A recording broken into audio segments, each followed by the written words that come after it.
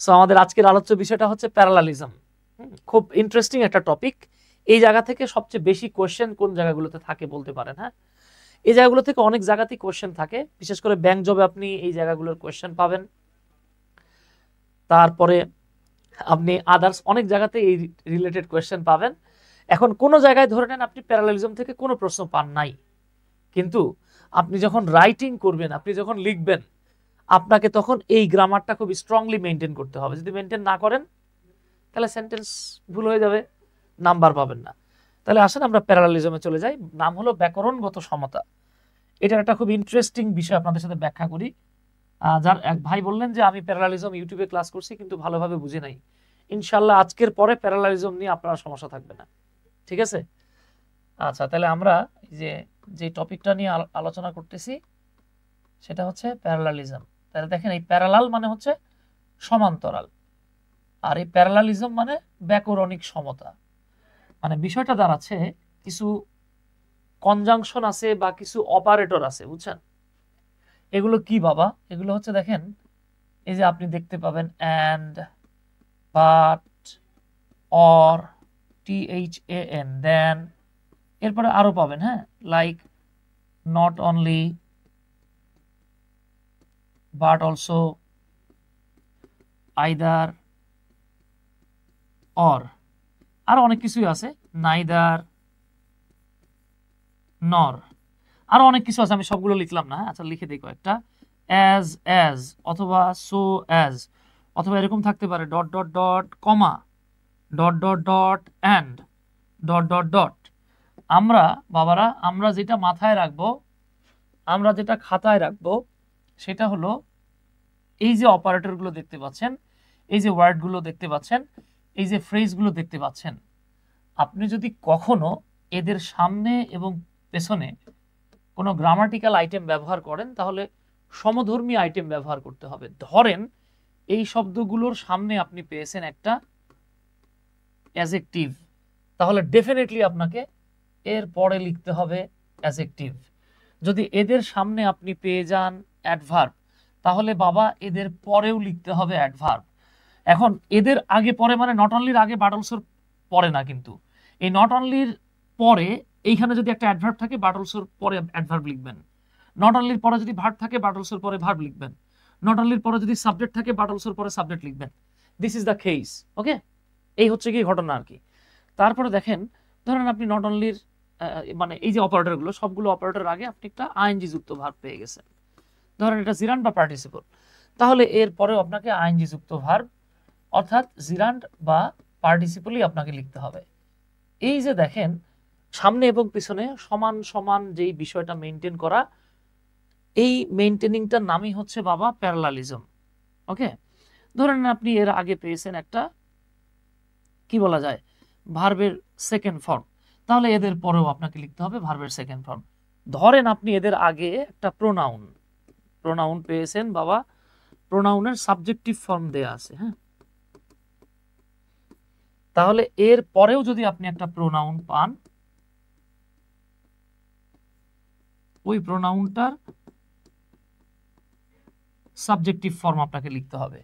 ধরে নেন আপনি এর সামনে পেয়েছেন, আমি সংক্ষেপে এবার পিএন লিখলাম, প্রোনাউন, এই প্রোনাউনটা অবজেক্টিভ ফর্ম দেয়া আছে, হ্যাঁ, তাহলে এর পরে যদি একটা প্রোনাউন থাকে, এই প্রোনাউনটারও অবজেক্টিভ ফর্ম আপনাকে লিখতে হবে।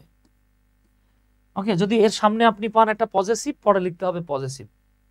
এই হলো গিয়ে ঘটনা। হ্যাঁ, আসেন আমরা কয়েকটা উদাহরণ দেই, ইনশাল্লাহ আপনারা বুঝতে পারবেন।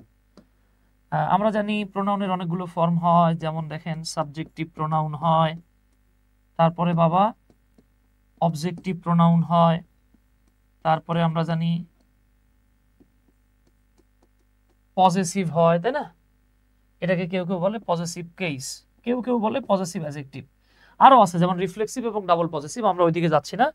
ধরেন আমরা এটা লিখতে গিয়ে এরকম পেলাম যে আই, তাহলে অবজেক্টিভ কি মি, পজেসিভ কি মাই।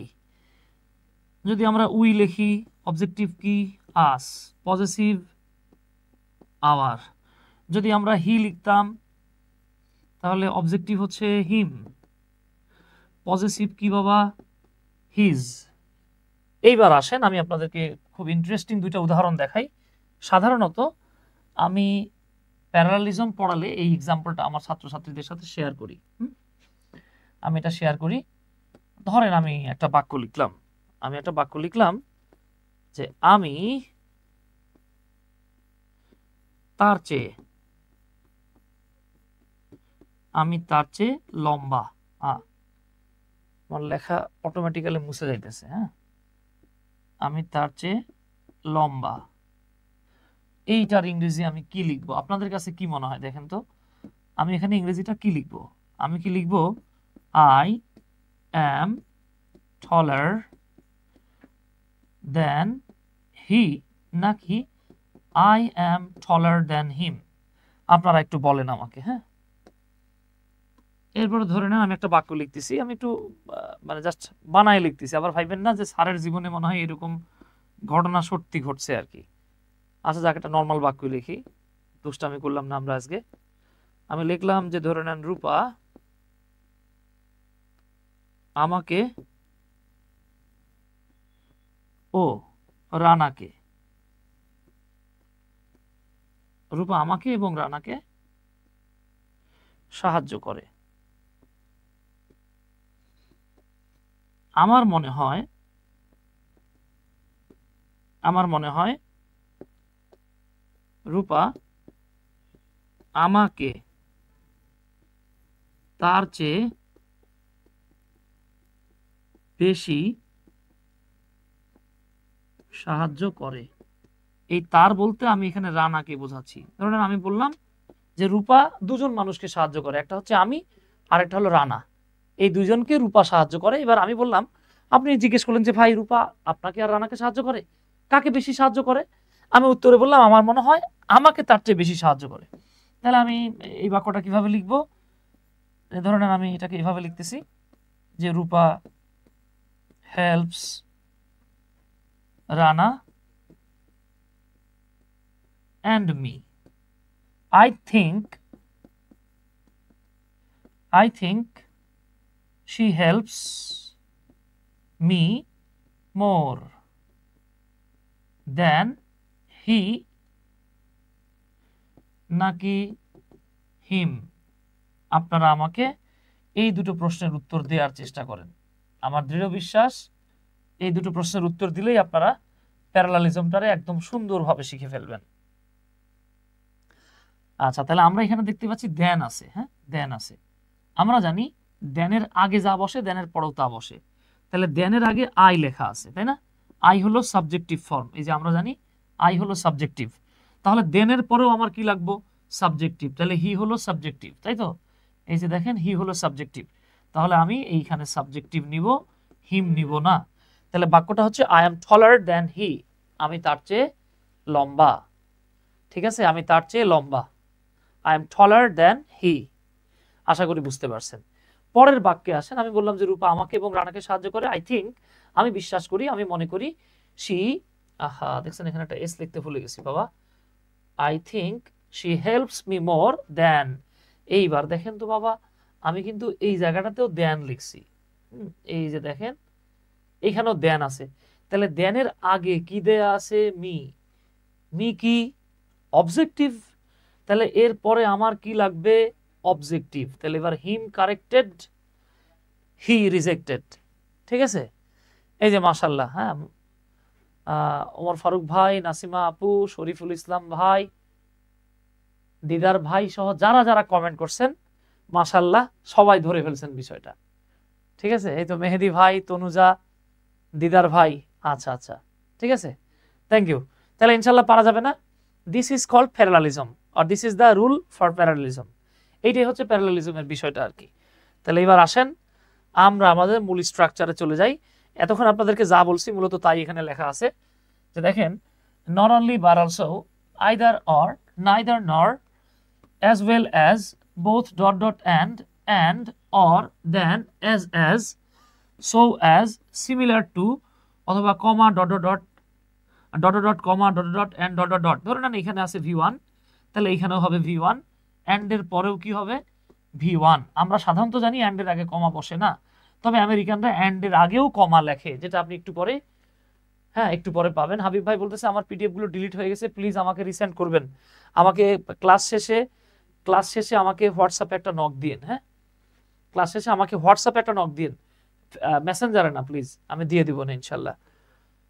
ইত্যাদি দ্বারা একাধিক গ্রামাটিক্যাল আইটেমস যুক্ত হলে এদের আগে এবং এদের পরে একই রকমের গ্রামাটিক্যাল আইটেমস ব্যবহৃত হয়, এইটাই প্যারালালিজম নামে পরিচিত। ওকে, আসেন আমরা একটু দেখে নেই। এই যে দেখেন, আমরা এখানে একটা চাকরির পরীক্ষার প্রশ্ন দেখতে পাচ্ছি। হ্যাঁ, এই প্রশ্নটা আপনার কাছে প্রাথমিক মানে প্রথম দেখায় মনে হবে ওরে বাবারে মারে গেছি রে, এত বড় বাক্য কেন রে। হ্যাঁ, এই গেছি রে আইসি রে বলার দরকার নাই, মারাত্মক সহজ একটা বিষয়। দেখেন, আপনারা মনে হয় জানেন, এটা মনে হয় জানেন, আমি ডিফারেন্ট একটা কালার ইউজ করি। এই যে দেখেন, অ্যাবান্ডন, অ্যাবান্ডন, অ্যাবান্ডন্ড, অ্যাবান্ডন্ড। তাহলে দেখেন, টু অ্যাবান্ডন দেয়ার হোমস, তাদের বাড়ি ত্যাগ করে, অ্যাবান্ডন মানে ত্যাগ করা, ছেড়ে যাওয়া। তাহলে আমরা টু এর পর এখানে কি পাইতেছি ওস্তাদ? V1। এরপরে দেখেন একটা কমা দেয়া আছে, আমরা কিন্তু একটু আগে দেখছি dot dot dot comma dot dot dot and dot dot dot থাকলে আমেরিকানরা এই এন্ড এর আগেও কমা দেয়। যদি সামনে থাকে ইনফিনিটিভ, তাহলে এখানেও কি হবে? ইনফিনিটিভ। এরপরেরটা কি হবে? ইনফিনিটিভ। যতক্ষণ চলতে থাকবে ইনফিনিটিভ হবে। তবে চাইলে, হ্যাঁ, এন্ড এর আগে কমা দিলে কি ভুল হবে? না, ভুল হবে কেন? এন্ড এর আগে কমা দিলে ভুল হবে না তো। হ্যাঁ, আমেরিকানরা এই কাজটা করে, এন্ড এর আগেও তারা কমা দেয়, বুঝতে পারছেন? যেমন দেখেন এখানে এন্ড এর আগে কমা দেয়া আছে, এটাকে তারা বলে দেয় অক্সফোর্ড কমা। নাসিমা, কোনো ভুল হবে না, আমেরিকানরা এই কাজ করে। যদি আপনারা আরো এক্সাম্পল দেখতে চান তাহলে আপনারা এই যে ব্যারন স্টোফেল এবং ক্লিফ স্টোফেল,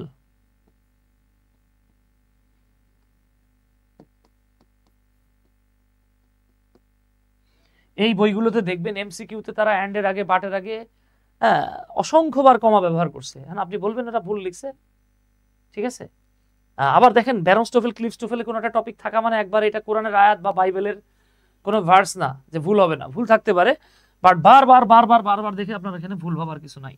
আমেরিকানরা এটাকে ব্যবহার করে, এটাকে তারা বলে দেয় অক্সফোর্ড কমা। হ্যাঁ, আচ্ছা, তাহলে দেখেন, টু অ্যাবান্ডন দেয়ার হোমস, তাদের বাড়িকে ত্যাগ করে, to leave behind their families, এখানে টুটা উজ্জ আছে, চাইলে আমরা টু উজ্জ রাখতে পারি, এখানে টুটা উজ্জ আছে, আবার বলেন না যে স্যার উহ আছে, উজ্জ আছে। To leave behind their families and, তাহলে দেখেন বাবা, অ্যান্ড এর আগে 2 + V1, এইখানেও 2 + V1, যদিও টুটা উজ্জ আছে, তাহলে অ্যান্ড এর পরে এইটা হতো টু ট্রাভেল, তারা টু ট্রাভেল না লিখে ট্রাভেলিং লিখে ফেলছে। সো এই জায়গাটাতে প্রবলেম হচ্ছে বি তে। আর এই যে দেখবেন, আপনি যখন দেখবেন আন্ডারলাইনের নিচে এরকম টুকটাক মার্ক করে দেয়া আছে, এই ধরনের কোয়েশ্চেনগুলোকে বলা হয় ফিন পয়েন্ট এরার। ফিন পয়েন্ট এরার। ইন্ডিয়ান কিছু বইয়ে পাবেন, এটার নাম তারা বলে এটাকে স্পটিং এরার্স, মানে আপনাকে মার্ক করতে হবে যে ভুলটা কোন জায়গায় আছে, ঠিক আছে? তাহলে আমরা বুঝতে পারতেছি এইখানে ভুলটা হলো মূলত বি তে। এবার পুরো বাক্যটা আমি জাস্ট আপনাদেরকে একটু বাংলায় পড়ে শোনাই, মানে ইংরেজি শোনার পরে বাংলা করে দেই। টু অ্যাবান্ডন দেয়ার হোমস, তাদের বাড়ি ত্যাগ করে, লিভ বিহাইন্ড দেয়ার ফ্যামিলিজ, পরিবারদেরকে বা পরিবারগুলোকে পেছনে রেখে গিয়ে, and to travel across the ocean, এবং সমুদ্রকে ক্রস করে পাড়ি দিতে গেলে, রিকোয়ার্ড, প্রয়োজন হতো, গ্রেট কারেজ, হ্যাঁ আমরা কারেজ বলি, হচ্ছে খারিজ, হ্যাঁ, গ্রেট কারেজ, ব্যাপক সাহসের প্রয়োজন হতো, on the part of the immigrants, ইমিগ্রান্টদের পক্ষ থেকে। দেখেন, তাদের ফ্যামিলিকে ত্যাগ করে, বাড়িঘরকে ছেড়ে দিয়ে সমুদ্র পাড়ি দিতে ব্যাপক সাহসের প্রয়োজন হতো, হু মুভড টু আমেরিকা, যারা আমেরিকায় যেত। অর্থাৎ সেই ইমিগ্রান্টদের জন্য যারা আমেরিকায় যেত, তাদের পরিবারকে পেছনে রেখে বাড়িঘর ত্যাগ করে সমুদ্র পাড়ি দিয়ে, তাদের প্রয়োজন হতো ব্যাপক সাহসের। হ্যাঁ, আশা করি বুঝতে পারছেন ইনশাল্লাহ। আচ্ছা, পারা যাবে। তাহলে আসেন এবার পরেরটায় আমরা এবার এই কোয়েশ্চেনটা দেখি আপনারা এটার উত্তরটা করতে পারেন কিনা। দেখেন তো এই প্রশ্নটাতে কোন জায়গাটাতে ভুল আছে, যে জায়গাটাতে ভুল আছে আপনারা মার্ক করবেন, আমরা সেটার উত্তর করার চেষ্টা করব। হ্যাঁ, তো দেখেন আমরা এখানে দেখতে পাচ্ছি the examination will test your ability to right, sorry, the examination will test your ability. এই এক্সামিনেশনটা, এই পরীক্ষাটা টেস্ট করবে তোমার অ্যাবিলিটি বা সামর্থ্যকে টু আন্ডারস্ট্যান্ড স্পোকেন ইংলিশ। এই যে টু এর পরে V1 আছে, সো আমরা এখানে দেখতে পাচ্ছি 2 + V1 আছে, এরপরে আছে একটা কমা, তারপরে লেখা আছে টু রিড। এই যে টু রিড, তার মানে এখানেও কিন্তু আমরা 2 + V1 পাচ্ছি। নন টেকনিক্যাল ল্যাঙ্গুয়েজ, দেখেন এগুলো কিন্তু আমেরিকান স্টাইলে, তাই এন্ডের আগে কমা দেওয়া আছে। এটা আমার না, এটা আমি যেই সোর্স থেকে কোয়েশ্চেনটা মার্ক করছি, কোয়েশ্চেনটা নিয়েছি, সেই সোর্সের মধ্যে এখানে কমা দেওয়া ছিল। অ্যান্ড রাইটিং কারেক্টলি, এই যে অলরেডি আপনারা লিখে ফেলছেন অ্যান্সারটা। তাহলে অ্যান্সারটা কি হচ্ছে দেখেন, যেহেতু এন্ডের আগে ইনফিনিটিভ আছে, সো এই সি নাম্বারের সমস্যা, এটা হবে টু রাইট। তাহলে বাংলাটা যদি বলি, আমরা বলবো যে এই পরীক্ষাটা তুমি স্পোকেন ইংলিশ আন্ডারস্ট্যান্ড করতে বা বুঝতে পারো কিনা সেটা টেস্ট করবে। তুমি নন টেকনিক্যাল ল্যাঙ্গুয়েজ, টেকনিক্যালি কোনো কিছু না বলে যদি নন টেকনিক্যালি বলা হয় সেটা বোঝো কিনা তাও টেস্ট করবে, এবং তুমি কারেক্টলি রাইট করতে পারো কিনা, লিখতে পারো কিনা সেটাও টেস্ট করবে। ওকে, এই যে মাশাআল্লাহ সবাই সি লিখে ফেলছেন, দেখছেন আপনারা তো বস বলেন স্যার ছোটবেলা থেকেই। এইবার চলে আসি আমরা, many people, অনেক মানুষ, অসংখ্য মানুষ, who live near the ocean, ocean মানে হচ্ছে মহাসাগর, যারা মহাসাগরের আশেপাশে থাকে তারা ডিপেন্ড করে। এই ডিপেন্ড ভার্বটা কার জন্য আসছে? পিপলের জন্য আসছে। সো এখানে আবার ডিপেন্ডস লিখেন, এটা কারেক্ট, ভুল নাই। অন ইট, এই ইট মানে কোনটা? এই ইট মানে হচ্ছে ওশান।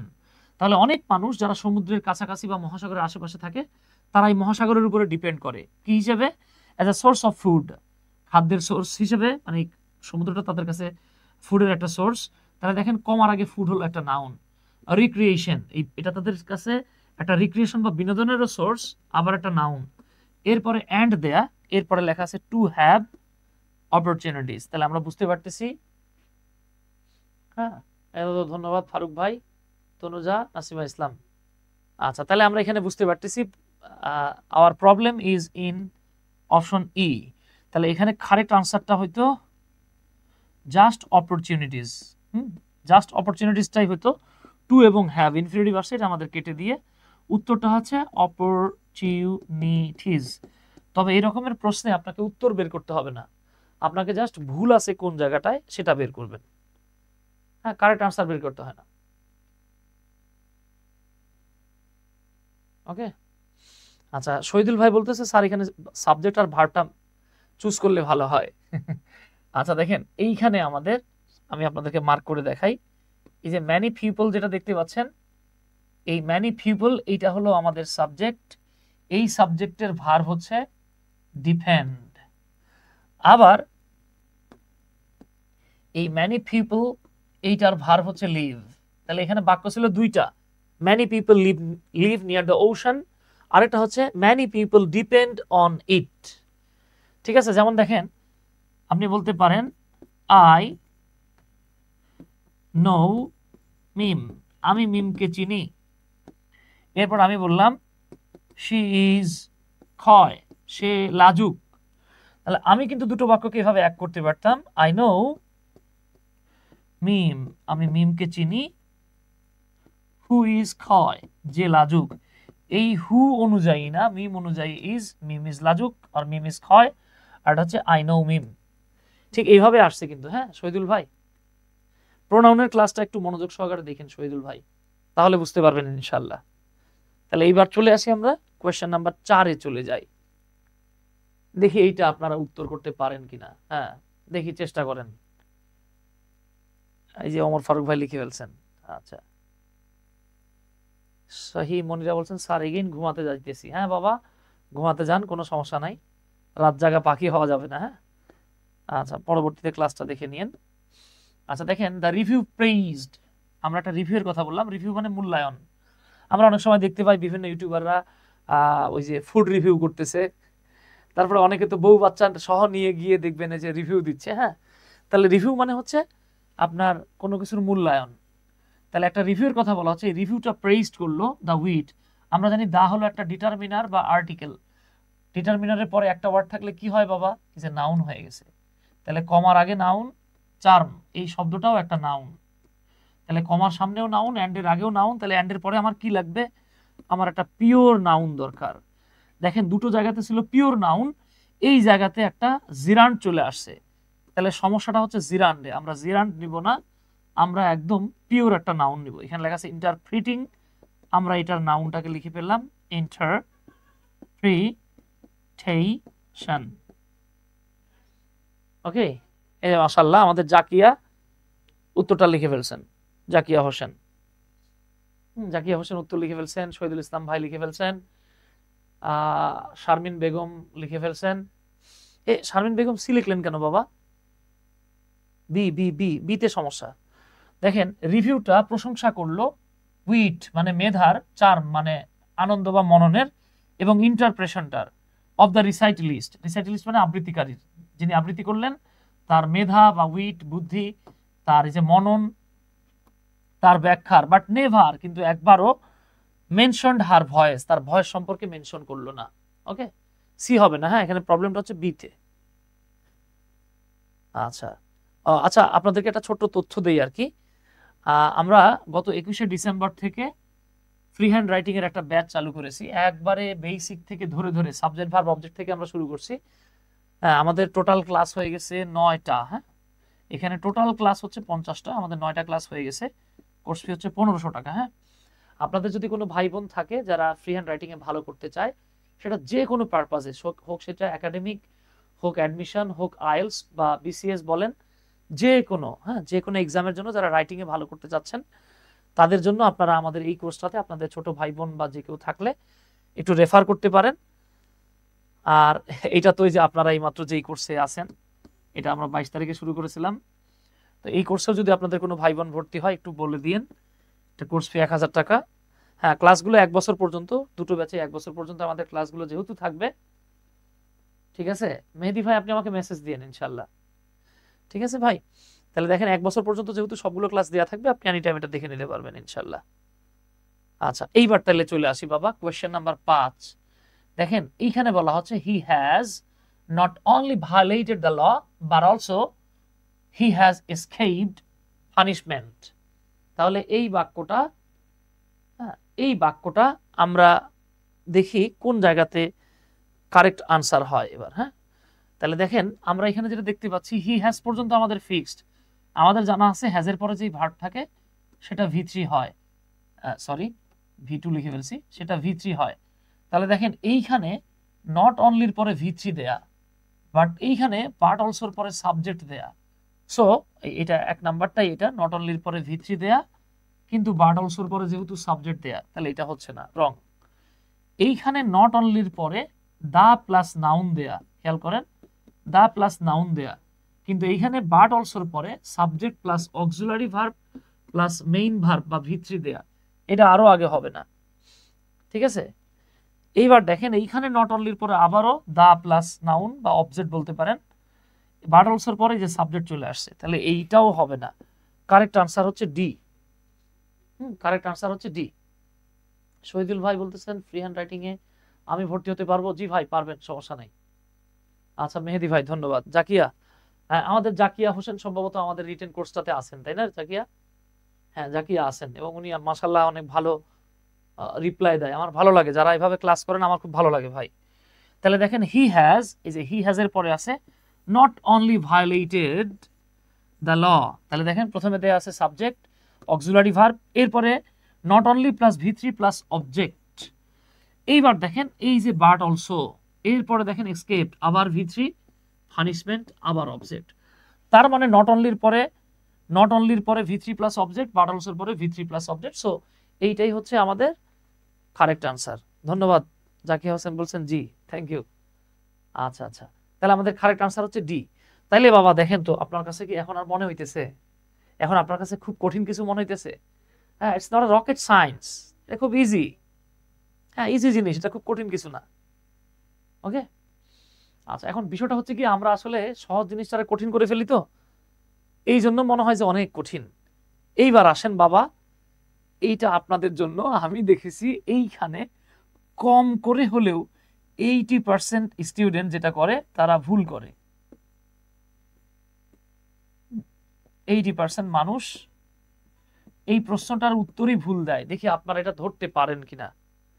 ঠিক আছে, এই প্রশ্নের উত্তরটা, এই যে বললাম বাবা 80% মানুষ ভুল করে, দেখি আপনারা এটা কারেক্ট আনসার লিখতে পারেন কিনা। হ্যাঁ মাশাআল্লাহ, অনেকে ট্রাই করছেন, থ্যাংক ইউ ভেরি মাচ। আসেন আমরা একটু দেখি। হ্যাঁ দেখেন, ইট ইজ ফার রিওয়ার্ডিং। এই ফার রিওয়ার্ডিং মানে মোর রিওয়ার্ডিং। হ্যাঁ, ফার রিওয়ার্ডিং মানে কি বাবা? মোর রিওয়ার্ডিং। এই মোরটাই ফার দিয়ে বলা হচ্ছে, এটা বেশি রিওয়ার্ডিং বা পুরস্কার দেওয়ার মতো। টু স্ট্রাইভ, এখানে লেখা আছে টু প্লাস স্ট্রাইভ হচ্ছে V1। এই স্ট্রাইভ মানে হচ্ছে সংগ্রাম করা, এটার সমার্থক শব্দ হচ্ছে স্ট্রাগল।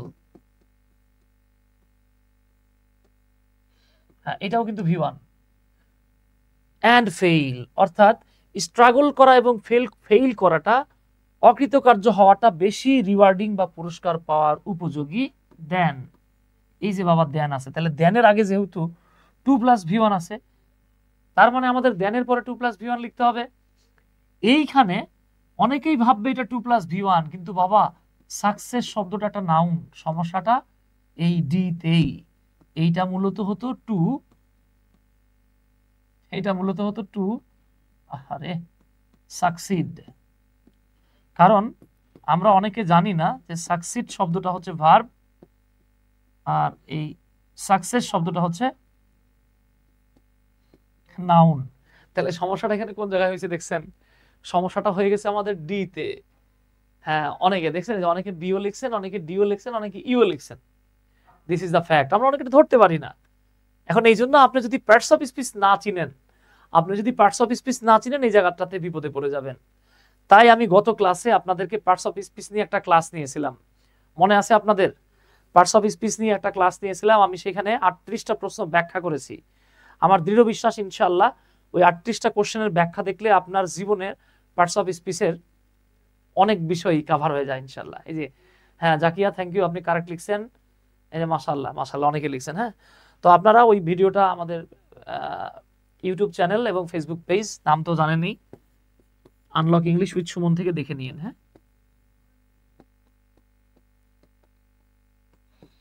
এই ফেসবুক পেজ বা ইউটিউব চ্যানেলে গেলেই দেখতে পাবেন, দেখে নিন যারা দেখেন নাই। আচ্ছা আচ্ছা আচ্ছা, মুফতি ভাই বলতেছেন আমি লিখতে গিয়ে দেখি অনেকে ডি লিখতেছে, কিন্তু আমি বুঝতে পারছি যে এটা ডি হবে। আচ্ছা আচ্ছা, এই যে ধন্যবাদ। এখন তাহলে ইনশাআল্লাহ বুঝতে পারছেন আমার বিশ্বাস। এইবার আসেন 7 নাম্বার, এটা একদম বাচ্চাদের question. Writers like William Shakespeare and Edgar Allan Poe. Edgar Allan Poe এবং শেক্সপিয়ারের মতো writer are not only prolific, তারা শুধু মানে একদম মানে উর্বর। এখানে উর্বর বলতে দেখেন, উর্বর বলতে কি বোঝায়? মানে উদ্ভাবনশীল লেখকই নয়, বাট টু ইন্টারেস্টিং। ভাইরে, নট অনলির পরে বাট টু হয় না, কি হয়? But also. তাহলে প্রবলেম হচ্ছে ডিতে। ওকে স্যার, পেজে ভিডিও নাই, এই কি বলেন ভাই? পেজে ভিডিও আছে তো। আচ্ছা ঠিক আছে, আমি দিয়ে দেব না। এইবার চলে আসেন 8 নাম্বারটা, এইটা দেখি আমরা কভার করতে পারি কিনা। এটা খুব সহজ। দেখেন এখানে একটা বাক্য লেখা আছে, হালিম উইল ওয়াশ। তো আমরা কিন্তু জানি, এই যে দেখেন শ্যাল, আমরা জানি উইল, তারপরে আমরা জানি should, would, can, could, may, might, must. এগুলো হচ্ছে মডেল অক্সিলারি ভার্ব। এদের পরে সবসময় ভার্বের 1 নাম্বার ফর্ম হয়। এগুলো কি? এরা হচ্ছে মডেল অক্সিলারি। এই মডেলগুলোর পরে ভার্ব থাকলে 1 নাম্বার ফর্ম হয়। তাহলে Halim will wash the clothes, Halim কাপড় চোপড়গুলো ধুবে বা ধুয়ে পরিষ্কার করবে। তাহলে কমার আগে আমরা পাচ্ছি V1, তাহলে এখানে আমাদের লাগবে সব V1 V1 V1। Iron the shirts, iron the shirt মানে কাপড় ইস্ত্রি করা। হ্যাঁ, তাহলে এটা V1, ঠিক আছে। প্রিপেয়ার দ্য মিল, খাবার তৈরি করবে, এটাও ঠিক আছে। ডাস্টিং দ্য ফার্নিচার, ভাই এই যে ডাস্ট যখন নাউন হয় এর মানে হচ্ছে ধুলা। এই ধুলা কি দীর্ঘকার দিয়ে লেখে নাকি রস্যিকার? একটু লিখে দেন তো, ভুলে গেছি। আচ্ছা, অন্যদিকে এই ডাস্ট শব্দটা যখন ভার্ব হয় এর মানে হচ্ছে এটা কি রস্যকার না দীর্ঘকার মনে পড়তেছে না, ধুলাবালি পরিষ্কার করা,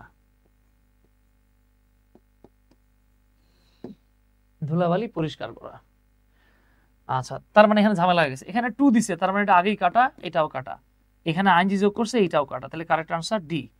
Halim will wash the clothes, Halim কাপড়গুলোকে ওয়াশ করবে, ধুবে। আয়রন দ্য শার্ট, শার্টগুলোকে ইস্ত্রি করবে। প্রিপেয়ার দ্য মিল, খাবারগুলোকে প্রস্তুত করবে। অ্যান্ড ডাস্ট দ্য ফার্নিচার, ফার্নিচারগুলোকে সে পরিষ্কার করবে। তাহলে আমাদের কারেক্ট আনসার হচ্ছে গিয়ে ডি। হ্যাঁ, জাকিয়া লিখছিলেন বি ইজ কারেক্ট। জাকিয়া খেয়াল করেন নাই তো বাবা, এই যে উইলের পরে ভি1 আছে, তো তাহলে 2 + ভি1 তো দেয়া যাবে না। আপনি মনে হয় টাইপিং মিস্টেক করে ফেলছেন জাকিয়া, তাই না? আচ্ছা, এই দেখছেন, মানে আহামরি খুব জটিল বা কঠিন কিছু না, এগুলো সহজ। ঠিক আছে, এইবার আমরা আমাদের আজকের ক্লাসের লাস্ট কোশ্চেনে চলে আসছি। হ্যাঁ, আমরা এখানে দেখতে পাচ্ছি I use my TV remote control, আমি আমার টিভির রিমোট কন্ট্রোলটাকে ইউজ করি to change channels, channels change করতে। এইখানে একটা বোকামি করে ফেলছি, এটা আমার বোকামি, টাইপিং মিস্টেক। তাহলে কমার আগে আমরা 2 + ভি1 পাচ্ছি, এখন আমাদের সবগুলো 2 + ভি1 নিতে হবে। ঠিক আছে, তাহলে দেখেন এই দুইটার শুরুতেই আইএনজি যোগ যেহেতু করছে, আমরা সি আর ডি রে আগে কেটে দিলাম। এবার বাকি থাকতেছে এই এবং বি। আমরা এতে এখানে দেখতেছি 2 + ভি1, 2 + ভি1 ঠিক আছে, কিন্তু পরেরটাতে একটা আইএনজি যোগ হয়ে গেছে, তার মানে এ কাটা। কারেক্ট আনসার হচ্ছে বি। ওকে, কারেক্ট আনসার হচ্ছে বি। তাহলে আমরা বাক্যটা একটু দেখি। I use my TV remote control, আমি আমার টিভি রিমোটটাকে ব্যবহার করি চ্যানেল চেঞ্জ করতে।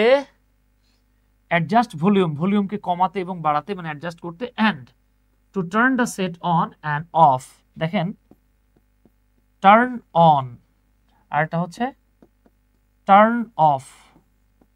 টার্ন অন মানে হচ্ছে চালু করা, বিশেষ করে বৈদ্যুতিক কোনো যন্ত্রপাতি আর কি চালু করা, আর টার্ন অফ মানে হচ্ছে অফ করা বা বন্ধ করা।